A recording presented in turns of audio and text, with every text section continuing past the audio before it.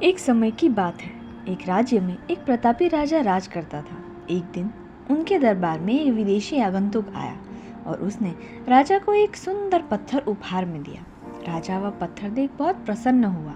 उसने उस पत्थर से भगवान विष्णु की प्रतिमा का निर्माण कर उसे राज्य के मंदिर में स्थापित करने का निर्णय लिया और प्रतिमा निर्माण का कार्य राज्य के महामंत्री को सौंप दिया।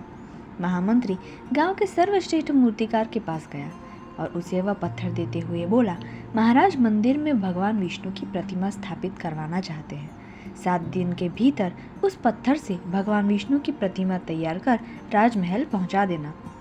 इसके लिए तुम्हें 50 स्वर्ण मुद्राएं दी जाएंगी।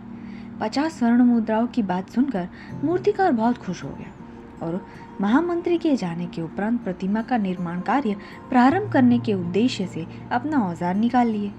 अपने औजारों में से उसने एक हथौड़ा लिया और पत्थर तोड़ने के लिए उस पर हथौड़े से वार करने लगा, किंतु पत्थर जस का तस रहा। मूर्तिकार ने हथौड़े के कई वार पत्थर पर किए, किंतु पत्थर नहीं टूटा। 50 बार प्रयास करने के उपरांत मूर्तिकार ने अंतिम बार प्रयास करने के उद्देश्य से हथौड़ा उठाया, किंतु ये सोचकर हथौड़े का प्रहार नहीं किया कि उसके पूर्व ही उसने हाथ खींच लिया। जब 50 बार वार करने पर पत्थर नहीं टूटा तो अब क्या टूटेगा। वह पत्थर लेकर वापस महामंत्री के पास गया और उसे ये कहकर वापस कर दिया कि इस पत्थर को तोड़ना नामुमकिन है, इसलिए इससे भगवान विष्णु की प्रतिमा नहीं बन सकती। महामंत्री को राजा का आदेश हर स्थिति में पूर्ण करना था, इसलिए उसने भगवान विष्णु की प्रतिमा निर्मित करने का कार्य गांव के एक साधारण से मूर्तिकार को सौंप दिया।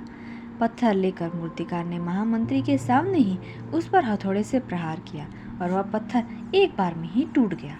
पत्थर टूटने के बाद मूर्तिकार प्रतिमा बनाने में जुट गया।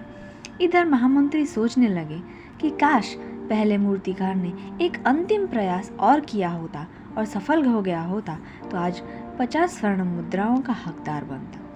तो इस कहानी से हमें सीख ये मिलती है कि हम भी अपने जीवन में ऐसी परिस्थितियों से 2-4 बार तो होते ही रहते हैं। कई बार किसी कार्य को करने के पूर्व या किसी समस्या के सामने आने पर उसका निराकरण करने के पूर्व ही हमारा आत्मविश्वास डगमगा जाता है और हम प्रयास किए बिना ही हार मान लेते हैं। कई बार हम 1-2 प्रयास में असफलता मिलने पर आगे प्रयास करना छोड़ देते हैं, जबकि हो सकता है कि कुछ प्रयास और करने पर कार्य पूर्ण हो सकता है या समस्या का समाधान भी हो सकता है। यदि जीवन में सफलता प्राप्त करनी है तो बार बार असफल होने पर भी तब तक प्रयास करना नहीं छोड़ना चाहिए जब तक सफलता नहीं मिल जाती। क्या पता जिस प्रयास को करने के पूर्व हम हाथ खींच ले वही हमारा अंतिम प्रयास हो और उसमें हमें कामयाबी मिल जाए।